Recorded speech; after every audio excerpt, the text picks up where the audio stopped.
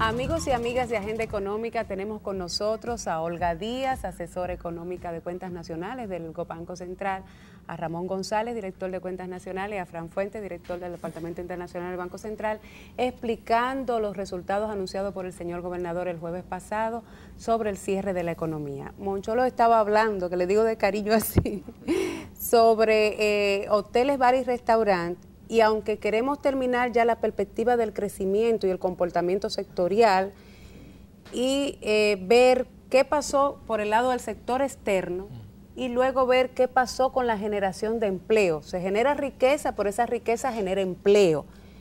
Yo quisiera entonces, Moncholo, que concluyéramos esa parte, pasáramos a Fran para ver cómo los sectores el sector externo tuvo ese comportamiento también. Y entonces, ¿cómo quedamos posicionados en América Latina? Y después con Olga ver el tema de la generación de los empleos netos en la economía fruto de ese crecimiento. Bueno, continuando con los sectores que estaban rezagados, hoteles, bares y restaurantes, estaba creciendo menos 0.4 en enero-marzo, pero cerró el año, tal y como anunció el gobernador, en 6.3%. Para poder cerrar el año en 6.3% fue determinante el crecimiento en los ingresos por turismo de 7.5%, que por primera vez superaron los 5.000 millones, cerraron en 5.089.8 millones. Una cifra récord en la historia que es una dominicana. Cifra récord.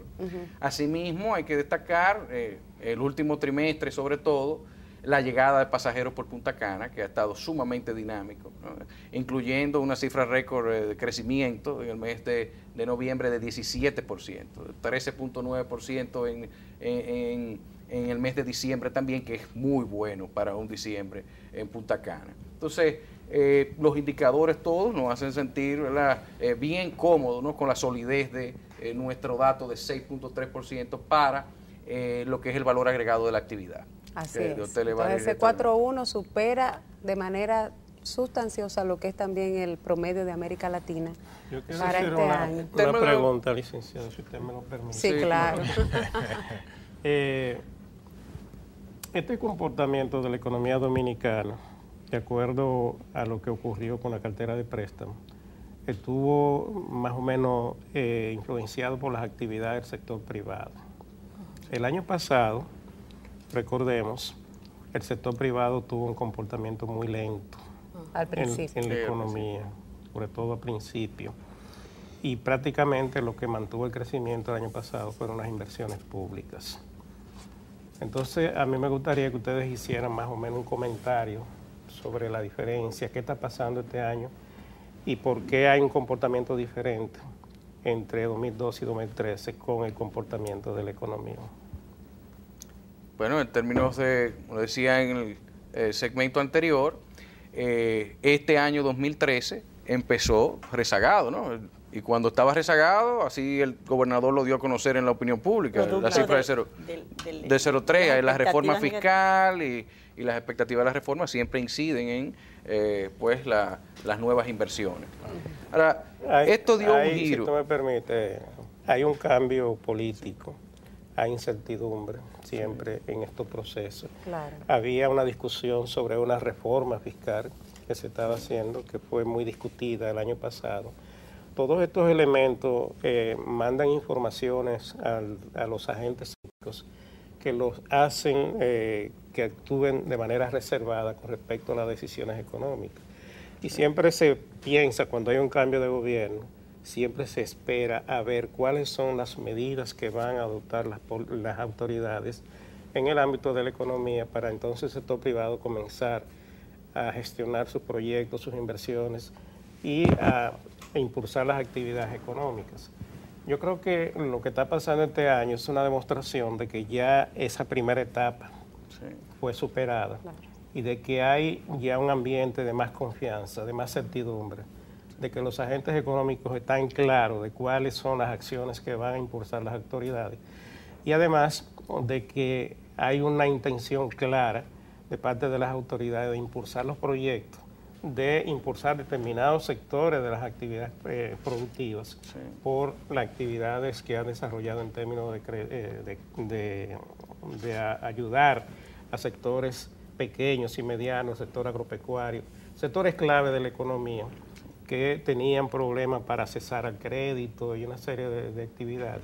Entonces, esto ha definido y ha redefinido un poco el panorama de la economía. Yo creo que es parte ya de lo que los agentes económicos están absorbiendo para responder y desarrollar sus actividades. Y sobre todo es el hecho de que los préstamos o el desmonte del encaje se dio con la modalidad de una tasa fija de 9% durante 6 años. Por ejemplo, en el sector agropecuario, esos son préstamos revolventes, porque ustedes saben que los periodos de siembra y cosecha son muy definidos, pero si un empresario agropecuario toma prestado, pues sabe que cuando termine con ese préstamo puede volver a solicitar otro préstamo similar para la próxima cosecha. Entonces, eso le da mucha certidumbre al sector privado y ha tenido también un efecto derrame, que es lo que hemos también analizado en la economía, allá en el Banco Central, porque esos 20.000 millones se ha reflejado en una dinamización de toda la cartera del sistema financiero, porque al cierre de año son unos 85.000 millones, 84.000 millones de aumento del crédito, mucho más allá de lo que son los préstamos. Conjuntamente con eso, Olga, hay que destacar la modalidad de banca solidaria que han puesto en ejecución estas autoridades, que ofrece financiamiento a sectores que en el pasado tenían que ir al sector informal o a pagar una tasa mucho más elevada que la que pagaba el sector formal, y esto dificultaba que esos sectores pudieran tener acceso a un financiamiento que le permitiera desarrollar sus actividades en condiciones blandas. Esta modalidad está teniendo unos efectos muy positivos que, conjuntamente con las medidas que han tomado las autoridades monetarias, es lo que está apurando el crédito para que toda la economía, no solamente los que tenían acceso al crédito de la banca formal, sino también los pequeños y medianos productores, hayan podido desarrollar proyectos y comenzar a producir en condiciones financieras apropiadas. Así es. Que es un punto clave. Así es, sobre lo que comentabas anteriormente del cambio, ¿no? En el comportamiento del sector privado, luego de ya superada la primera parte del año, el último trimestre hubo un crecimiento importante en la demanda interna de 5.5% aproximadamente. Son cifras preliminares, se darán a conocer el resultado final en el informe definitivo de la economía, pero si uno toma en consideración que ese 5.5% de la demanda interna incluye el sector público, y sabemos que el sector público tuvo una importante contracción, ¿verdad? Con respecto al déficit del sector público no financiero del año pasado versus este año, sabemos entonces que evidentemente hay una recuperación de la demanda interna, que es importante que ocurra, porque en enero-septiembre, aún habiendo crecido 5.5 en el tercer trimestre, en enero-septiembre la demanda interna del año acumulado estaba la demanda interna que incluye lo que consumo, es el consumo, inversión, tanto público como privado, y la inversión. Tanto pública como Pero privada. ahora Correcto. retomando al amigo Fran Fuentes y ver, ya mencionamos cómo quedó el turismo, la inversión extranjera, ¿cuál fue el comportamiento y el desempeño de estos renglones básicos del sector externo de la República Dominicana? Bueno, sin duda el sector externo dominicano tuvo en este año uno de sus mejores años. Yo te diría que probablemente este debe ser uno de los mejores años durante la última década, por varias razones. Nosotros, para poder entenderlo, tenemos que contextualizar lo que estaba pasando. En este año todavía sigue el rezago en la economía europea por la crisis, todavía la economía norteamericana hay una reactivación, digamos, un poco desordenada, porque se ven algunos buenos indicios en sectores claves, pero todavía el empleo no estaba reaccionando a principios de año de lo que se quería ver, que era un aumento del empleo. Entonces, la Reserva Federal en ese momento da la idea de que va a empezar a aumentar las tasas de interés en Estados Unidos. Eso hizo que muchos capitales que estaban en países emergentes empezaran a regresar a los Estados Unidos. Eso desestabilizó muchas monedas. De hecho, eso generó depreciaciones de más de 30% en países como Venezuela y más de 20% en países como Argentina, por ejemplo. Ahora, ¿qué hace República Dominicana en este contexto? Bueno, República Dominicana está atravesando a principios de año un ajuste interno muy fuerte, porque como mencionaba Ramón González, director de Cuentas Nacionales, la economía por el choque de la reforma fiscal pues se resintió bastante, hubo bajo crecimiento, y ese crecimiento se fue recuperando a lo largo del año. De la misma manera el sector exportador dominicano recibió al principio del año un choque bastante fuerte, y ese choque empezó a revertirse a lo largo del año, y el sector líder que empujó el crecimiento de las exportaciones, en este caso fue la minería. Obviamente la participación de Barrick fue muy importante, y por el otro lado hubo una desaceleración de las actividades importadoras en el país que permitieron tener una reducción fundamental del déficit de cuenta corriente. Así como el gobierno tuvo un ajuste en términos fiscales,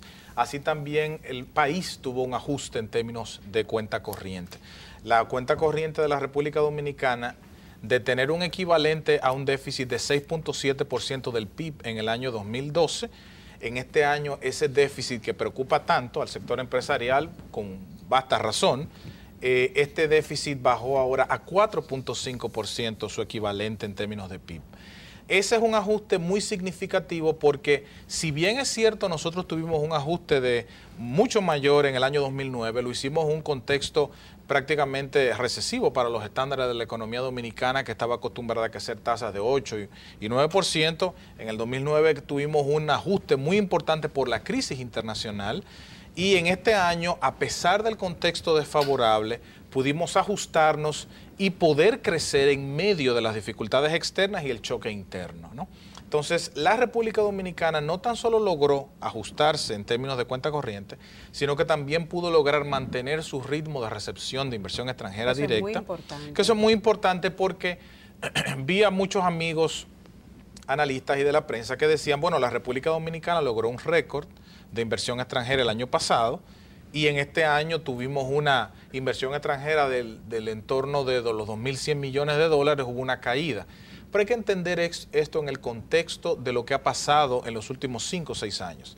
El año pasado tuvimos un año récord por la venta de la Cervecería Nacional Dominicana, el año 2012. Exacto. Además de que Barrick hizo sus últimas inversiones. Que eran muy cuantiosas.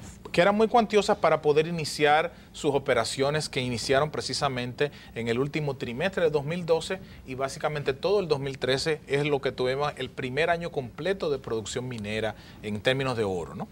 Entonces, dadas esas dos grandes inversiones que se hicieron. Era un año atípico. Era un año atípico. Si nosotros promediamos los últimos 5 o 6 años, vemos que la inversión extranjera siempre se ha mantenido en torno a los 2.000 millones de dólares al año. Lo que quiere decir que este año sigue siendo un año donde ha habido un flujo de inversión extranjera constante en la República Dominicana. Estamos hablando de que la República Dominicana ha recibido en los últimos 6 años casi 15.000 millones de dólares en inversión extranjera. Eso es algo, para una economía pequeña y abierta como esta, es algo sumamente importante, porque la inversión extranjera directa no tan solo crea empleo, sino tiene carácter de permanencia en el país, ¿no? Claro. Eso es muy importante. Vamos a tener que ir a una pausa, Fran, pero cuando regresemos queremos ver, antes de pasar al empleo y a otras variables, claro, qué pasó con las remesas, qué pasó con el turismo en términos de ingresos de divisas, y qué pasó ya con el cierre de la balanza global y el comportamiento de las reservas internacionales del Banco Central. Vamos a una pausa y regresamos un momentito.